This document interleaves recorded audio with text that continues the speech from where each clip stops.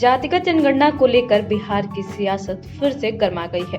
लगातार जातिगत जनगणना पर पिछले कई एक महीने से बातचीत हो रही है।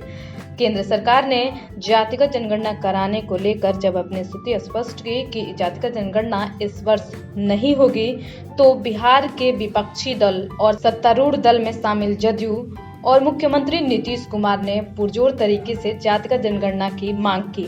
और तो और विगत दिनों प्रधानमंत्री नरेंद्र मोदी से मिलकर जातिगत जनगणना की मांग भी की गई है, जिस पर सभी की निगाह टिकी हुई है कि किस तरीके के फैसला मुख्यमंत्री के मांग पर प्रधानमंत्री लेते हैं। इस बीच भाजपा नेता ने मुख्यमंत्री नीतीश को एक बड़ी नसीहत दी है और कहा है कि जातिगत जनगणना होने से देश बंट जाएगा। आइए जानते हैं कि भाजपा नेता ने क्या कुछ कहा है। आपको बता दें कि बीजेपी के वरिष्ठ नेता सीपी ठाकुर ने बड़ा बयान दिया है और जातिगत जनगणना का विरोध किया है। सीपी ठाकुर ने कहा है कि जातिगत जनगणना के आज कोई मतलब नहीं है, यह देश को बांटने वाला काम है। सीएम नीतीश कुमार को नसीहत देते हुए सीपी ठाकुर ने कहा कि जातिगत जनगणना की जगह बिहार में शिक्षा, स्वास्थ्य और रोजगार पर काम करना चाहिए।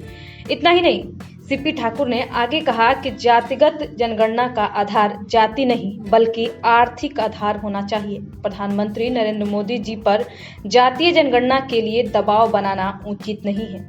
हमारी स्पष्ट समझ है कि जनगणना अगर हो तो अमीरी और गरीबी के आधार पर हो। जातिगत जनगणना समाज को बांटने की साजिश है। भाजपा नेता ने कहा है कि हमारा संदेश पूरे विश्व के लिए वसुधैव कुटुंबकम का संदेश है। जाति में समाज को बांटने का क्या मतलब? समाज में इससे और भेदभाव बढ़ेगा। सभी भारत माता की संतान हैं। हमारी पार्टी का स्टैंड है सबका साथ, सबका विकास, सबका विश्वास। आगे सीपी ठाकुर ने यह भी कहा कि गरीब और अमीर हर जाति में होते हैं। गरीब की शिक्षा जाति की नहीं होती, गरीबी गरीब होता है। आवश्यकता है कि देश में जाति नहीं बल्कि गरीबी के आधार पर जनगणना हो। बिहार में अभी बहुत काम करना बाकी है। जरूरत है बिहार में उद्योग, शिक्षा और स्वास्थ्य जैसे सेवाओं को सुदृढ़ करने की। दुनिया बहुत आगे निकल चुकी है और हम अभी भी जात पात पर ही अटके हैं। जातिगत जनगणना से देश को कोई फायदा नहीं होगा। यहाँ पर सीपी ठाकुर ने पूरी तरह से स्पष्ट कर दिया है कि जो जातिगत जनगणना होगा उसका कोई भी स्पष्टतः परिणाम जो है वो सामने आने वाला नहीं है। इससे देश बंट जाएगा। उन्होंने आगे कहा है कि जनगणना समाज हित के लिए हो, राजनीतिक हित के लिए नहीं। इसलिए जनगणना के बजाय इन चीजों पर फोकस करने की जरूरत है कि बिहार को विकसित किस तरीके से बनाया जाए। हालांकि आज भी दिल्ली एम्स पहुंचे लालू यादव ने एक बार फिर से वकालत की कि जातिगत जनगणना की मांग हमारी पुरानी मांग रही है और जातिगत जनगणना होनी चाहिए। वहीं दूसरी तरफ मुख्यमंत्री नीतीश कुमार बार बार ये दोहराते हुए सुने गए हैं कि जातिगत जनगणना होनी ही चाहिए।